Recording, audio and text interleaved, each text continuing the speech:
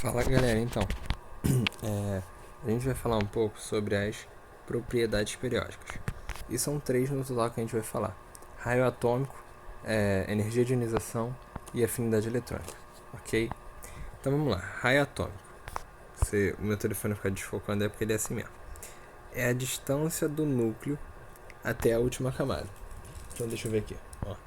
Se tu tem um átomo e tu tem uma distância até a última camada, isso é um raio. Principalmente porque a gente pensa o átomo como um círculo muitas das vezes.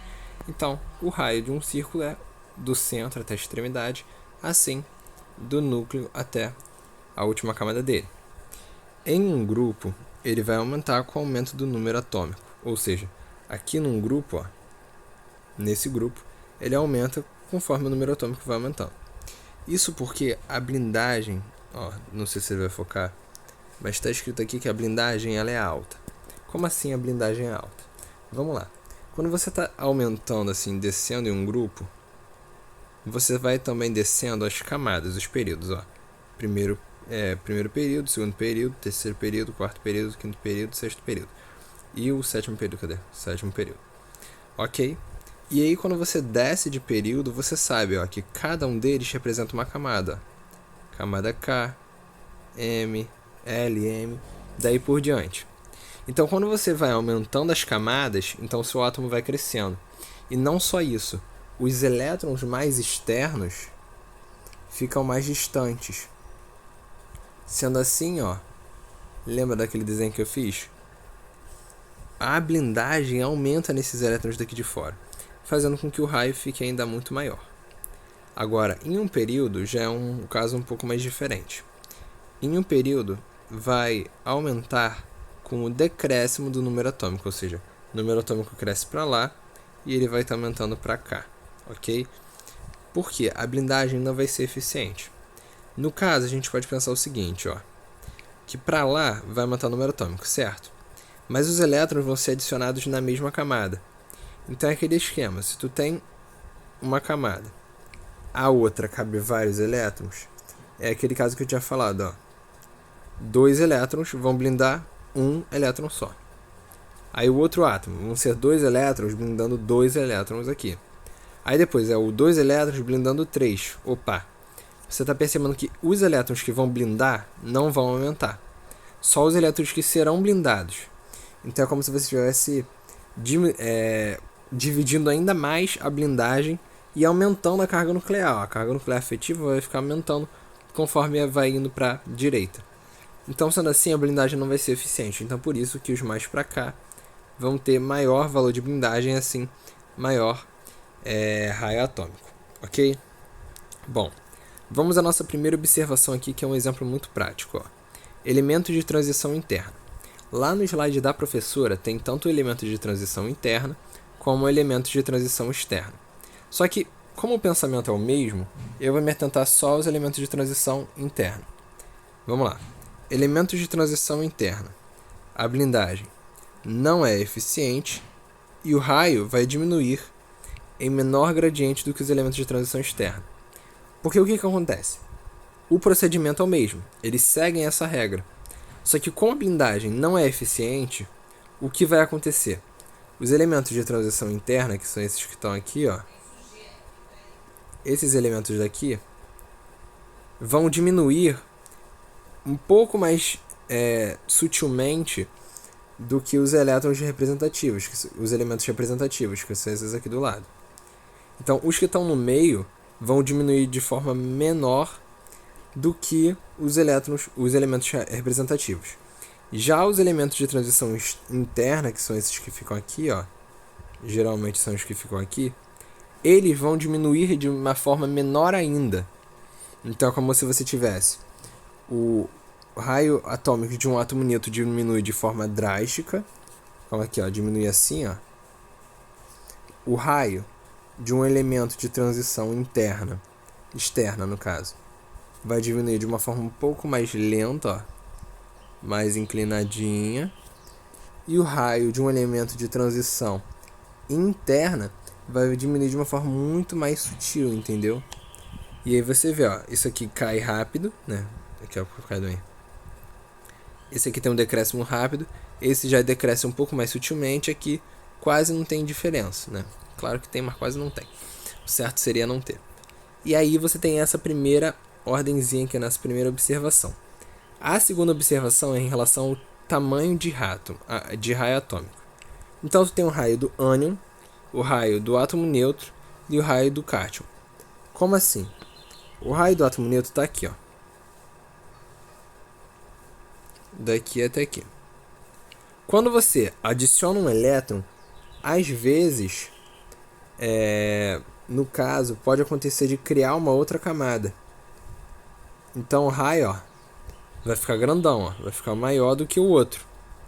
E quando você tira um elétron, às vezes, né, não é nem que vai diminuir, mas tirando um elétron, a força de atração aqui vai ser muito maior. Então ele vai se juntar mais para aqui para o núcleo. Então ó, o raio do ânion é maior do que o raio do átomo neutro, que por sua vez é maior do que o raio do cátion. Agora a gente sai de raio atômico e entra em... Cadê? Deixa eu tentar ajeitar aqui. E entra em energia de ionização. Energia de ionização é a energia absorvida para formar íons. É o que vai ionizar. Atenção! A primeira energia de ionização é menor do que a segunda energia e é menor do que a terceira energia. Isso porque quando você vai retirando os elétrons, a blindagem vai aumentando. Então, ó, tirei o primeiro, blindagem diminuiu. Quer dizer, tirei o primeiro, blindagem aumentou. Tirei o segundo, a blindagem vai aumentar mais ainda. Por isso que a terceira energia de ionização é muito maior. Em um grupo, vai aumentar com um decréscimo do número atômico, ou seja, vai aumentar quando o número atômico ficar diminuindo, porque a blindagem vai ser alta, ou seja, vamos lá, vamos tentar pensar. Pensa aí, só tenta entender o raciocínio. Se a blindagem aqui embaixo ela é alta, né? Se a blindagem aqui embaixo ela é alta, cadê aqui?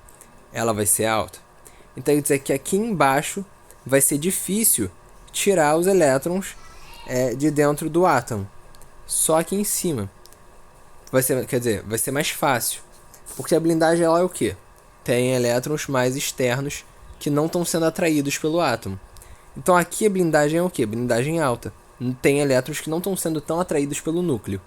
Assim, quanto menor for a blindagem, mais próximo do núcleo vai estar, e assim mais energia que tem que ser dada. Mesmo pensamento é em um período que vai crescendo conforme o crescimento do número atômico. Ok? Primeiro ponto que você tem que pensar. Atenção aos elementos paramagnéticos ou diamagnéticos, que é o que eu falei na última aula. Os elementos paramagnéticos são aqueles elementos que têm orbitais semi-preenchidos. E os elementos diamagnéticos são aqueles que têm os orbitais totalmente preenchidos, ok? Estou preenchendo segundo a regra de Rand. Totalmente preenchidos. Esses orbitais vão ser mais estáveis, entre aspas, tá?